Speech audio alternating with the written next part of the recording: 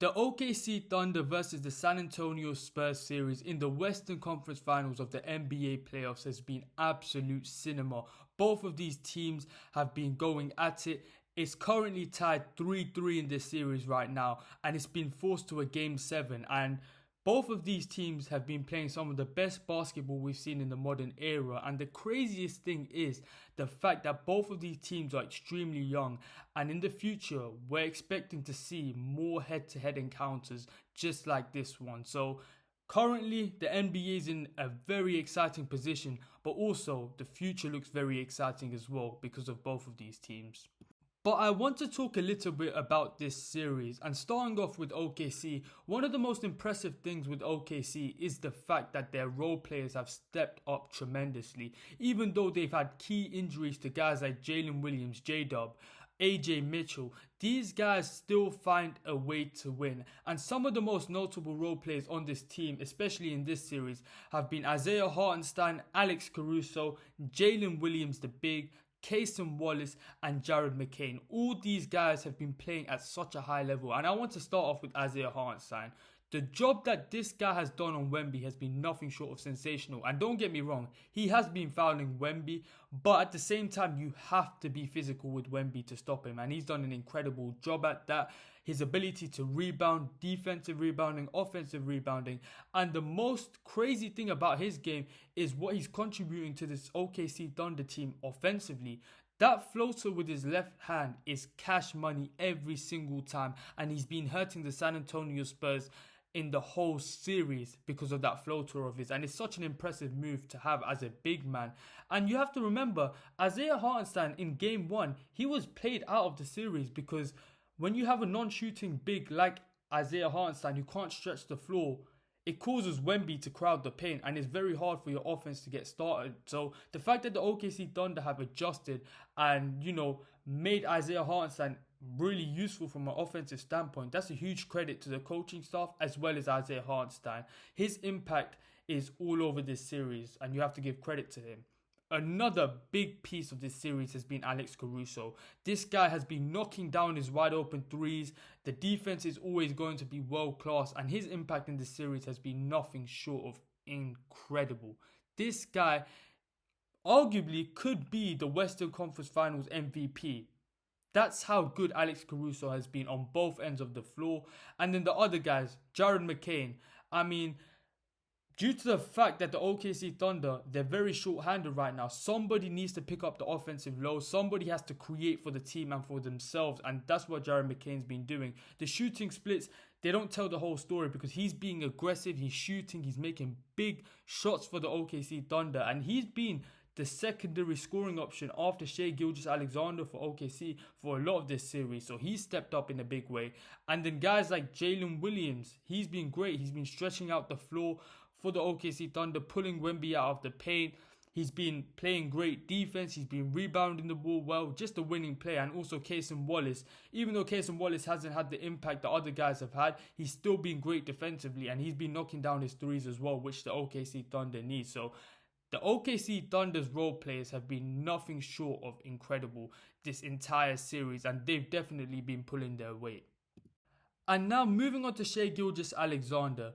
Shai's not having his best series in terms of scoring. I think he's averaging around 24 points per game. Not shooting the best. Around 37% from the field, 26% from the three. They are horrible shooting splits. Let's not get this wrong. And you have to give a huge amount of credit to the San Antonio Spurs for slowing down one of the best players in the NBA like this. With that being said, Shai has figured out how to impact the game in other ways. You're a superstar because even though a team shuts down one aspect of your game, you're still able to impact the game in other ways. And his playmaking has been great this series, especially when the San Antonio Spurs, they're doubling him, they're trapping him. He's always making the right read, the right passes. And one thing I love about Shai is that he's always composed. You can never rattle him.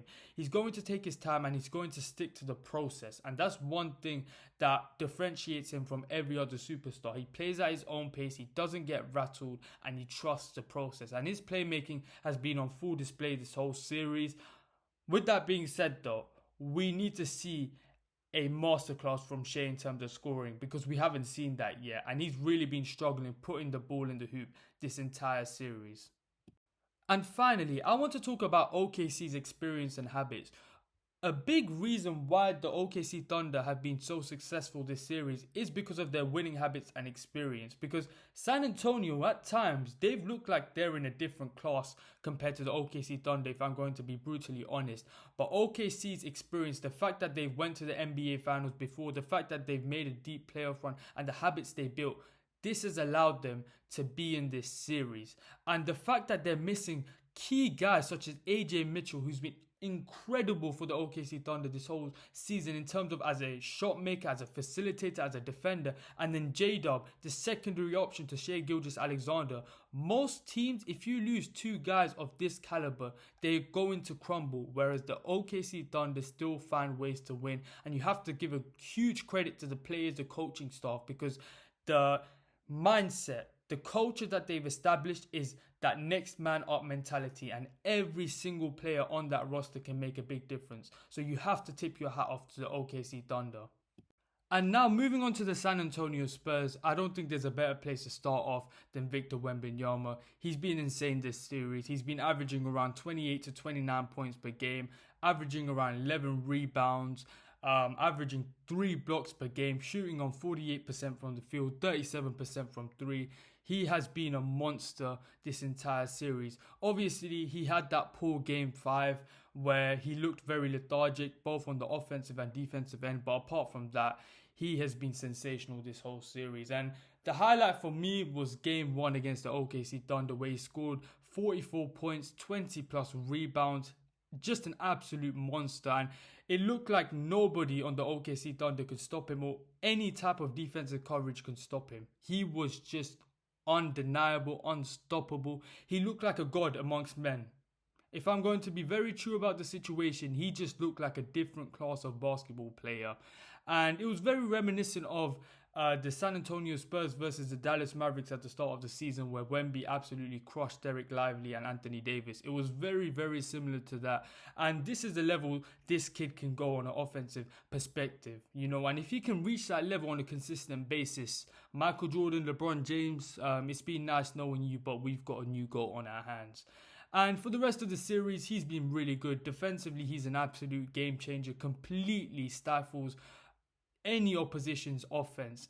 We saw it against the Minnesota Timberwolves. Victor Wembanyama's defense alone completely destroyed and crushed the souls of the Minnesota Timberwolves, and it looked like they gave up in the series.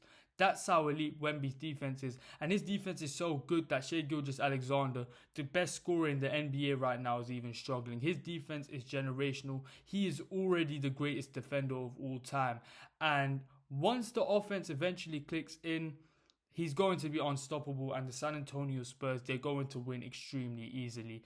But we're seeing flashes of what Victor Wembanyama can do at his full potential, and when he's operating at full force. So this guy, you know, we know that he is not a normal basketball player. He's out of this world, and I can't sing nothing but praises about him. He's been very good for his first playoff run, very mature basketball player. And yeah, the future looks very scary, because if this is 3rd year Wemby, I'm scared to see what 10th year Wemby looks like. But he's really been helping the San Antonio Spurs against the OKC Thunder, and he's been their main contributor and the main reason why the Spurs have been so successful. But this basketball team, it's much more than just Victor Wembanyama, because they have an incredible dynamic duo. Some people call them the Slash Brothers, because they get downhill at ease, and they're Stephon Castle and Dylan Harper. Both of these guys have been so good this season. And the crazy thing is, Stephon Castle, he's in his 2nd year of his NBA career, and Dylan Harper is a rookie. And what they've been doing in this playoffs, it's not normal, right? This San Antonio Spurs team, they've locked out because they have 3 generational talents. They have Victor Wembanyama, they got Stephon Castle and Dylan Harper. And the way Stephon Castle and Dylan Harper get downhill, it's some of the best in the league. They're so creative with it. They're strong. They have size. They got speed. They've got everything to their games. The only missing parts of both of their games is the shooting. And it's the 3-point shot, if I'm going to be completely honest, because both of them have competent mid-ranges. And on the other side of the floor as well, defensively, both of them are top class as well. Both of them guard Shai really well. They can fight over screens, just complete basketball players. And Stephon Castle, he's been consistent, especially from an offensive standpoint. The only criticism I'll give Stephon Castle is the turnovers. He has been turning the ball over a bit too much in this series, but in terms of putting the ball in the hoop, he's been great. His playmaking is good as well. Great rebounder, great defender. And Dylan Harper, you have to give huge credit to him because his role in this series consistently changes due to the fact that De'Aaron Fox is coming back into the team. But this guy, his ability to score, we saw in Game 6 how incredible he is from a scoring standpoint, but he's helping the team in other ways. Great hustler, great defender, just can do everything on the basketball court. And also a big shout out to Carter Bryant as well, because he's been getting limited minutes in this series, but even in his limited minutes, he's showing great defense. He can shoot the three, he's been attacking the rim. Obviously Coach Mitch, shouted at him during the series, which is tough, especially for a rookie, but he's taken the criticism well and he's bounced back from it. So all three of these young guys, they have been playing at a very high level and they've definitely been contributing to San Antonio Spurs winning. Another player that's going completely under the radar in this series is Devin Vassell. This guy has been so big for the San Antonio Spurs and nobody's talking about it, but I will. Because he's been incredible from the three-point line. He's been shooting over 40% from three. And these aren't just worthless threes. These are high-impact, series-defining threes. They are massive threes, and every single championship team, they need a guy who can hit big shots. I remember a couple of years ago, Derek White was that for the Boston Celtics, Chris Middleton for the Milwaukee Bucks, John Paxson, Steve Kerr for the Chicago Bulls. I think about Derek Fisher for those Lakers teams. You need a guy who can hit big shots and big threes, especially when the attention is on the superstars, and this is exactly what Devin Vassell has been doing. And his transition threes are just crazy because the San Antonio Spurs, they're in transition. They're kicking it out to him. And he's hitting it with no hesitation. No doubt, no hesitation. He's just jumping and shooting that three. And he jumps high on his jump shot. So he's got a high release point. So you can't even block that jump shot. So he's been so good for the San Antonio Spurs throughout this entire playoffs. And in this series, Julian Champagnie has not been hitting his threes. He's been a massive contributor to the San Antonio Spurs, especially from the three-point line. But that's not really been here in this series. So Devin Vassell, he's been carrying a lot of load, especially when it comes to that three-point shooting. So he's been so good for the Spurs. And not only on the offensive end, defensively, he's been remarkable. I've seen him block Chet Holmgren, a 7-foot-plus center at the rim. I've seen him deter Shai Gilgeous-Alexander at the rim. He has been tenacious defensively as well. And I feel like he's the unsung hero for the San Antonio Spurs throughout this entire series. So huge shout out to Devin Vassell.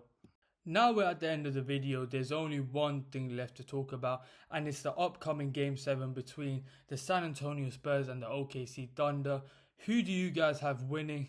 I can't choose, to be honest, because both teams, they've shown their signs of brilliance, right? We've seen the OKC Thunder showing their experience, their winning habits throughout this series. We've seen the San Antonio Spurs at times just dominate the OKC Thunder, both offensively and defensively. And both of these teams are so evenly matched. And I just hope that this Game 7, it's a very tight and entertaining Game 7, because previous Game 7s, they have been blowouts and they haven't been really entertaining. And I feel like that wouldn't be the best way to finish this series. I hope it's a nail-biter. I hope it's one of the greatest Game 7s we've ever seen, because these two are two of the greatest NBA teams we've seen ever. There's so much generational talent on both teams, and hopefully it's going to be an entertaining Game 7. Thank you guys for watching the video. Leave in the comments who you think is going to win the Game 7 between OKC and the Spurs.